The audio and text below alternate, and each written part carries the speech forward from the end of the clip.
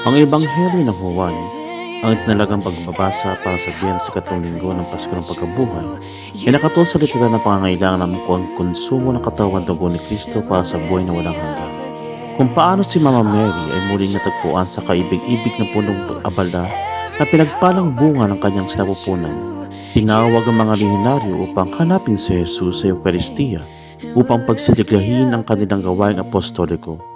Bilang mga lehionaryo, tayo'y kabuuang pagkakaisa kay Maria. Isinasagawa ko ba ang aking eukaristikong pakikidahok o pakikiisa kay Maria gaya ng iminumungkahi ng ating handbook para sa mga ibigay si Jesus sa mundo? Binabati kayong lahat na maligayang Biyernes ng ikatlong linggo ng Pasko ng Pagkabuhay. Mga lehionaryo na buhay na si Kristo, magsaya at magdiwa. Hala, nabuhay na si Kristo, magdiwang!